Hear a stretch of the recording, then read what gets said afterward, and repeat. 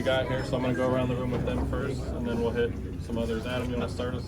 Travis, you got a chance to go to Adidas today. Talk a little bit about that experience and your new partnership with them. I don't think I can speak on it right now, so Okay. we gonna, school going through a little, so we ain't gonna talk about that. You want another one? What stood out to you about your experience here in New York so far? It's been very fun. It's cold outside, but it's been very fun. Got to meet with the rest of the guys, and we've been having a fun time, having little conversations here and there. Romy, you got one? Yeah. Travis, yesterday when they had you take pictures by the trophy, you didn't want to touch it. Yeah, Is that superstitious? Yeah, superstitious. I'm definitely not gonna touch the trophy until I know it's mine. Lincoln, you got one? Matt, go ahead. Trav, you mentioned you wanted to bring a lot of your teammates out. How many of your teammates ended up coming out to support? I don't know. I didn't get an exact number, but hopefully a good amount of them. What does it mean to you to have those guys fly all the way out here just to support you winning the war? I mean, I've been going to war with them boys for a minute. So, fall camp and all the games that we have played, all the practices, all the weightlifting, all the stuff that we have done to get this far, they helped me get here. I didn't just get here by myself. Brian, you got one? Hey Travis, just curious, when you were going through the recruiting process, was there any other coach that said they would allow you to play both ways? Nah, no other coach but Coach Farm. So what did that mean to you? Obviously you wanted to do it, but why did it mean that much to you that Coach Farm let you do it? Because I trust him. I know he did it. I know he wasn't going to tell no lie. So I definitely trust him. I know he did it. So it definitely could no impossible factor that I couldn't do it. Go ahead. Yep. Hey, Trav.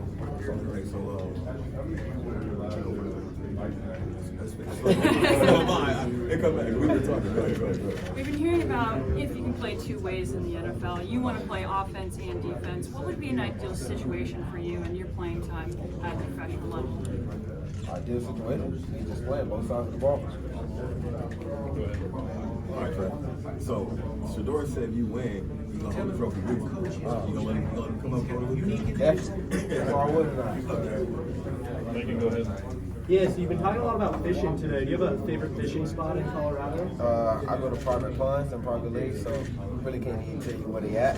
So I just know drop my boat in and go catch fish. I'm gonna piggyback off that. Do you do that pregame? You said you did that last night to kind of get ready for this. Do you do that pregame as well? Just watch fishing videos and kind of stuff down? Or? Yeah, I just do normal stuff. My normal stuff is watch YouTube and watch fishing and watch film and stuff like that. But yeah, I definitely do. I definitely watch a lot of fishing. What message do you have for your 10-year-old self today now that you're here as a Heisman finalist? What would you say to them? Keep going. The journey don't stop here. I think when I was 10, I won the Little League championship game. So yeah, I would definitely tell them keep going. There's many more to come. Travis, with everything moving so fast for you in your collegiate career right now, have you really had time to sit and really just kind of bask in the moment that you're at right now, that you're a Heisman finalist? Not yet. I've been nervous, but today the nerves kind of leaving, kind of going away, which I knew would happen. But I definitely didn't get to sit down and realize where I'm at yet. Just stand with the flow. So you were on the cover of the College Football 2025, and you could possibly be on the next game as well.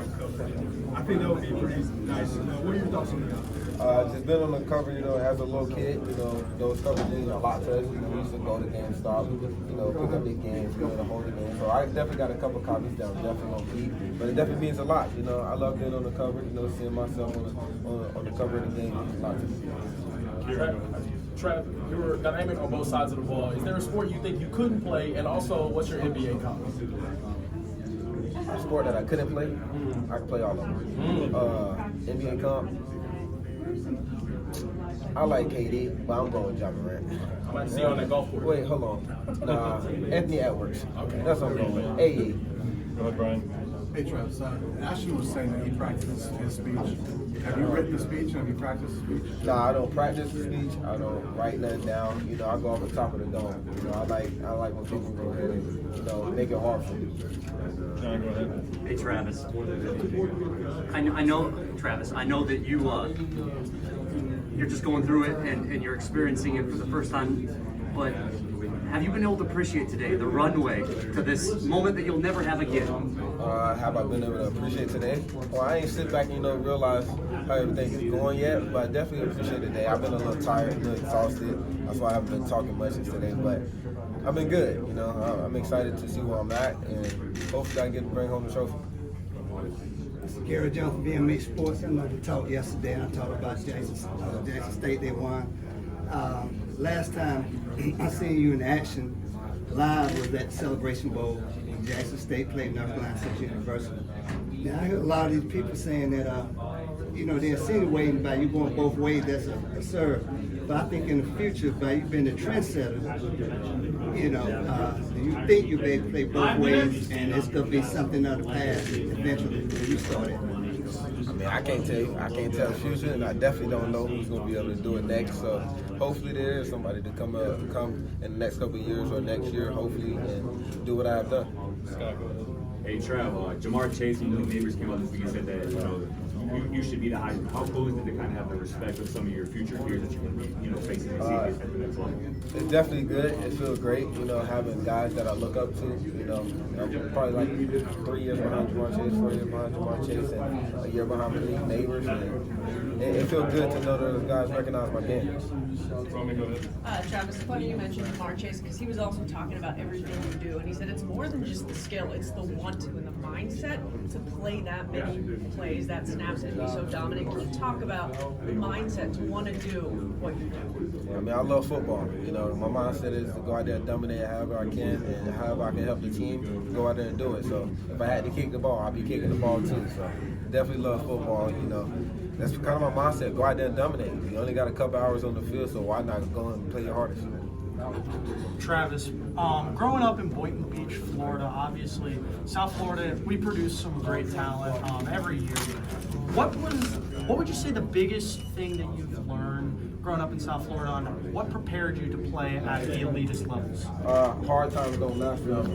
Those are my rough days, rough times, but I'm still out there going to work and grinding and just being a different type of athlete. One thing I can remember, all Florida athletes love each other, and all Florida schools love the athletes. So when I was younger, I used to go work out with the high schools, and I was about, I think, 9, 10. My grandma worked at the high schools, and she helped me out. That helped me out a lot. Going out there and being able to dominate with those guys and train. Over here, John. Go ahead. When you look at that trophy, it doesn't matter who you are. If you're a fan, if they have your skill or if they don't, it makes a person feel some type of way. When you see that, you get to touch it. I mean, is that special? I mean, I haven't touched the trophy yet, so I can't even tell you how I feel and how to touch it, because I don't want to touch it unless it's mine. So I'll get back to you on that one. That's right. So at any point when you're in Jackson State and before you guys came over to cover, Coach Prime talk about this moment being possible? We've been talking about this moment being possible. Being at Jackson State, we thought it would be possible for me to get it there, but we only spent 1 year. We didn't let the time develop. So we definitely talked about it. We knew it could happen, and fun that our dreams coming true. Yogi, go ahead. I feel as though you've always had this really deep belief in who you are and your ability.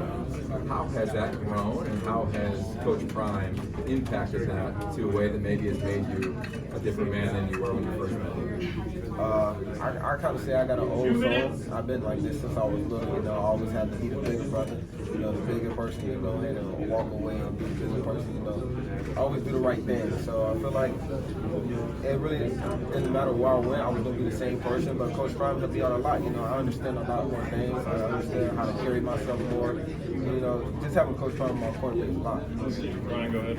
Travis, I was curious, you mentioned kicking. Have you talked to Coach Prime about kicking an extra point or field goal in the Alamo? No, but now that you bring it up, I'm going to go ahead and practice so he can sit and practice, and then he'll probably let me do it. You've seen videos, you can do it. Yeah, I definitely can kick. I just got to practice now. That's all I'm saying.